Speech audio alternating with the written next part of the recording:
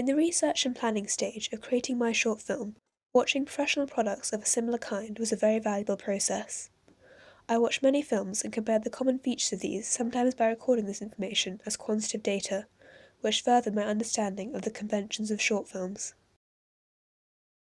In some ways, my own film follows these recognised conventions, for example, because it has a simple storyline, few characters, and less focus on dialogue. As with most stories, it includes enigmas for the audience to consider, such as what the mysterious box does and how the girl will use it. I also wanted to include questions on morals and society, hence the focus on materialism. Short films are often more individual and radical, because unlike mainstream films, they don't have to appeal to a wide audience. And this applies to my product because not everything is clear, and the audience can interpret the film in different ways, rather than it giving clear answers. The process of analysing professional products was a very useful source of inspiration, and relates to what the filmmaker Kirby Ferguson said about how nothing is original because there is always the idea of copying, transforming, and combining. Several professional short films in particular influenced the creation of my product, both because of their visual style and narrative content.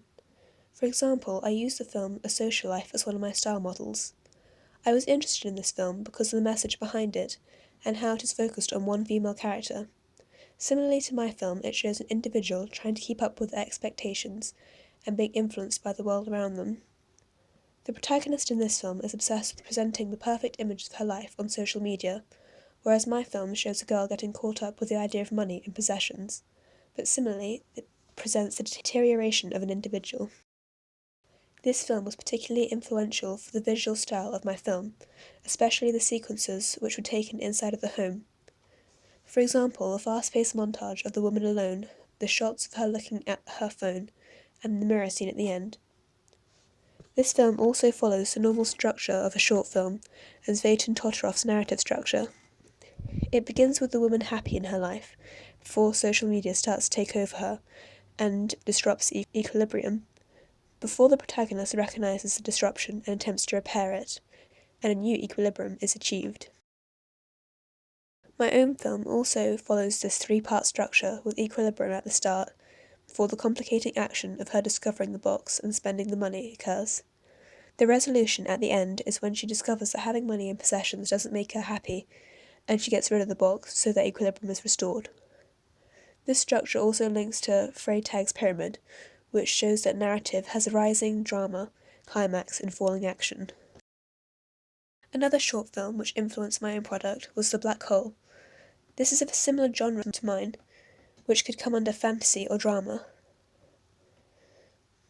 My film also involves a normal world with the introduction of a magical object, which is used to question a person's morals.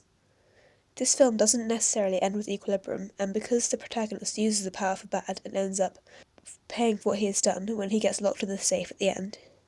My film, on the other hand, involves the character realising their faults and changing their situation. This film also involves a similar type of dramatic tension to mine, with the idea of a character versus the supernatural, but also the character versus self, because the protagonist is torn between their desire to use the money for their own shallow purposes or to use it for good. As with the common convention of the fantasy genre, my film addresses a utopian possibility, abundance, and it is centred around a protagonist with out-of-the-ordinary powers. Films of the fantasy genre can be defined by other internal codes, such as props, which they are often reliant upon as a key point in the narrative, and will have dramatic music to heighten the tension. My film also follows these conventions, as well as the idea of having a more out-of-the-ordinary setting. This relates to C.S. Peirce's theory of semantics, and how different codes and signs are often shared between genres. Films can also be defined by their external codes, with their construction of ideology and representation. Political allegory is a common aspect of the fantasy genre, and it involves a subtle understanding of one narrative event in terms of another, usually as a sustained metaphor. In my film, this involves references to materialism.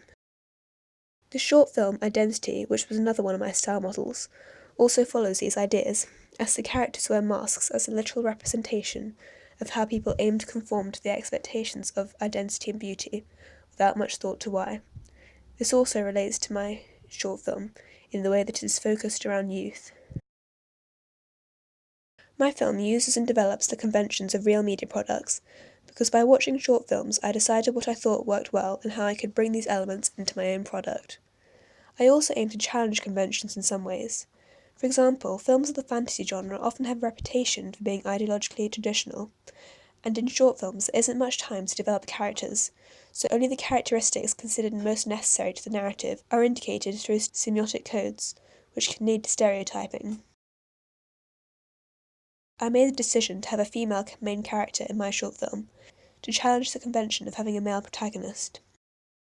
In my research, I found that women are underrepresented in films and often portrayed in a sexual way. In 2015, females comprised of 22% of protagonists featured in the top 100 domestic grossing films, which shows how many films still focus on a male lead. The feminist theorist Laura Mulvey coined the phrase male gaze to describe the way women are depicted as objects of male pleasure. In my own film, I wanted to avoid this, as well as some of the characteristics that are typically associated with women. For example, my character is independent and solves her own problems at the end of the film. In Vladimir Prop's character theory, he indicates that there are 7 character types.